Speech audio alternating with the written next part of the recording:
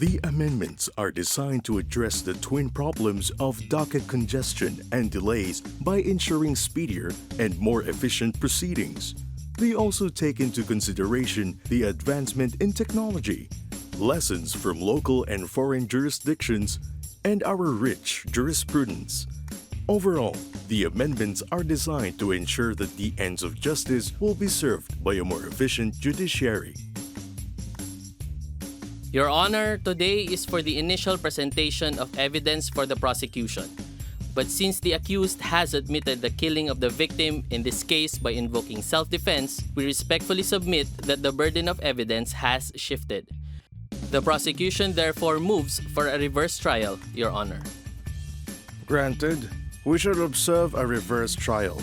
The defense shall present its evidence first.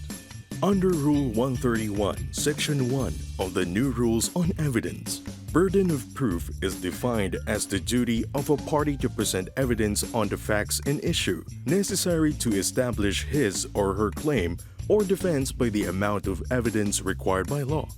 Burden of proof never shifts. Burden of evidence, in turn, is the duty of a party to present evidence sufficient to establish or rebut a fact in the issue to establish a prima facie case. Burden of evidence may shift from one party to the other in the course of the proceedings. In a criminal case, the burden of proof is always on the prosecution to prove the guilt of the accused beyond reasonable doubt. It never shifts. The burden of evidence, on the other hand, may shift from party to party, as when, in this case, the defense raised by the accused effectively established the charge of killing. The burden of evidence, thus, was transferred to the accused to prove that the killing was justified.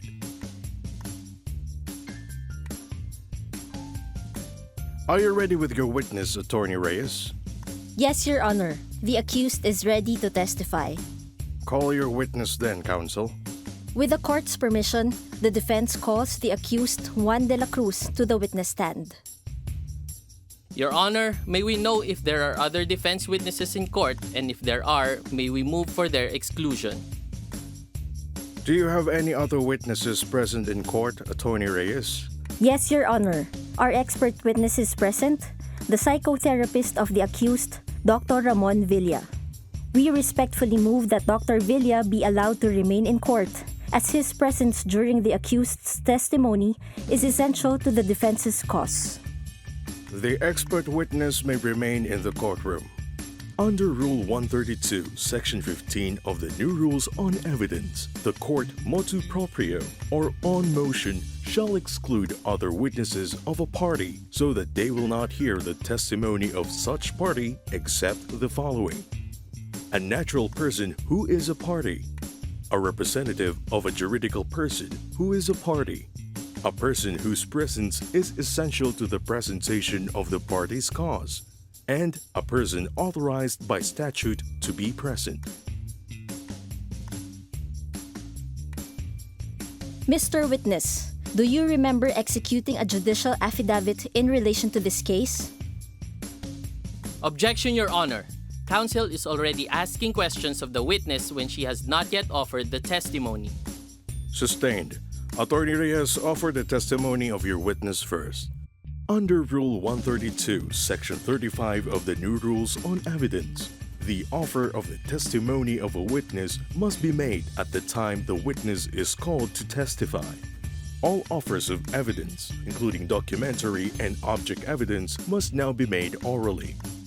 Your Honor, we are offering the testimony of the accused to confirm the truthfulness of his statements in his judicial affidavit, marked as Exhibit 1 for the defense, specifically to prove that the killing of the deceased, Pedro Torres, was an act of self-defense on the part of the accused. The accused will also testify on the history of the decades-old quarrel between his family and that of Pedro Torres, which has caused him to suffer serious mental and emotional stress, necessitating psychotherapy. Mr. De La Cruz, in answer number 8 in your judicial affidavit, you stated that, according to your mother, your family's quarrel with the family of the deceased started more than 40 years ago, even before you were born. Do you confirm that? Yes, ma'am. You stated further that the quarrel started way back when the father of the deceased refused to pay your mother the money which she lent to him. Is that correct? Objection, Your Honor. Hearsay. The accused is being asked to testify on a matter which was merely told to him. Fiscal, the proper ground for objection is lack of first-hand knowledge. When the witness is testifying on a fact which is not based on personal knowledge, what was previously labeled as hearsay is now called lack of first-hand knowledge under Rule 130, Section 22 of the new Rules on Evidence. The objection is sustained on ground of lack of first-hand knowledge. Under the new rules on evidence, the concept of hearsay has changed radically.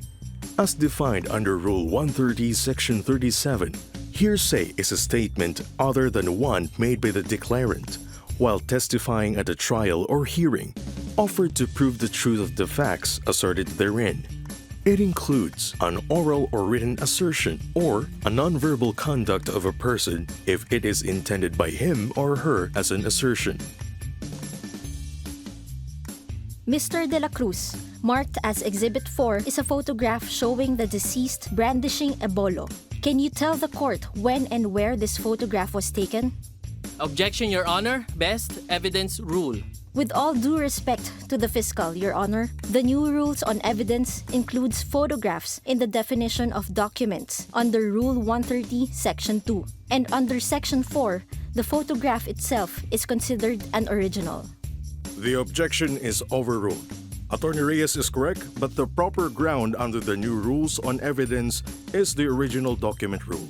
Under Rule 130, Section 2 of the new Rules on Evidence, a document now includes writings, recordings, photographs, or any material containing letters, words, sounds, numbers, figures, symbols, or their equivalent, or other modes of written expression offered as proof of their contents. Under Section 4 of the same rule, an original of a document is the document itself or any counterpart intended to have the same effect by a person executing or issuing it. An original of a photograph includes the negative or any print therefrom. Yes, the photograph was taken on the night of the incident. We were celebrating our neighbor's birthday at the front of my house when we saw the deceased walking towards us brandishing the bolo. I took that picture, Your Honor. You further narrated in your judicial affidavit that the deceased then stood in front of your group and said these words, "Lasing na lasing ako. Ilalabas ko na lahat ng galit ko sa inyo. Hindi nyo na ako mapipigil." Do you recall this? Objection, Your Honor. The Deadman Statute prohibits this particular testimony. Overruled, Fiscal. The Dead Man Statute does not apply in this action.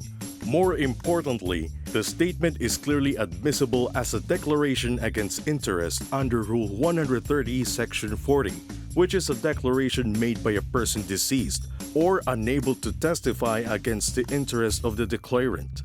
If the fact asserted in the declaration was at the time it was made so far contrary to the declarant's own interest, that a reasonable person in his or her position would not have made the declaration unless he or she Believed it to be true.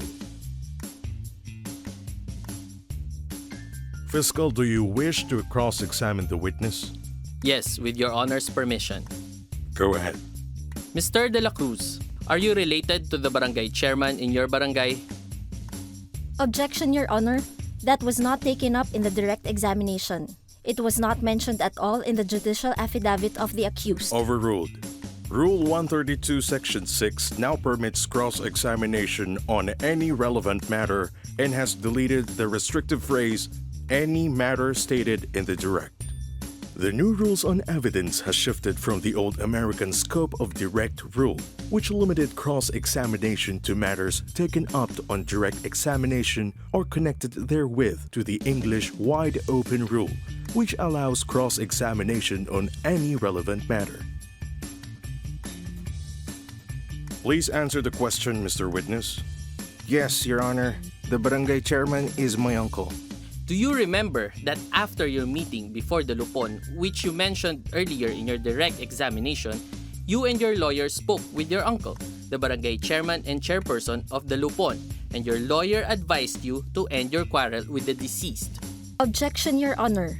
That is a matter covered by the attorney-client privilege. Your Honor, how can that be considered privileged or confidential when it was made in front of a third person, the barangay chairman?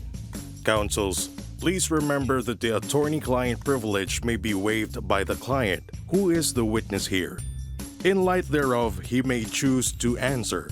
In any case, the objection is not valid because, as pointed out, the communication was obviously not intended to be kept confidential as it was made in the presence of other people. The witness can answer. That is not true, Your Honor. My lawyer did not say that. Under Rule 130, Section 24 of the new rules on evidence, a lawyer may not be examined as to any communication made to him or her by his or her client in confidence, or as to any advice he or she gave to the client without the client's consent, save under 5 newly created exceptions.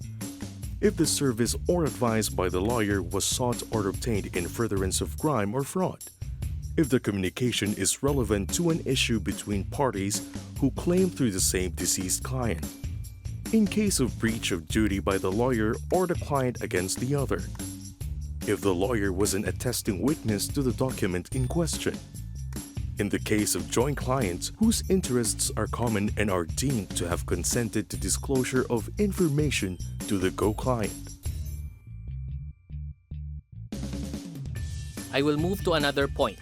Mr. De La Cruz, is it not true that you were previously convicted by another branch of this regional trial court for illegal possession of firearms? Objection, Your Honor. Irrelevant. Besides, that is an attack on the character of the accused, which is not allowed under the rules. Overruled. Under the new rules on evidence, particularly Rule 132, Section 12, for the purpose of impeaching a witness, evidence that he or she has been convicted by final judgment of a crime shall be admitted if the crime was punishable by a penalty in excess of 1 year, or the crime involved moral turpitude regardless of the penalty.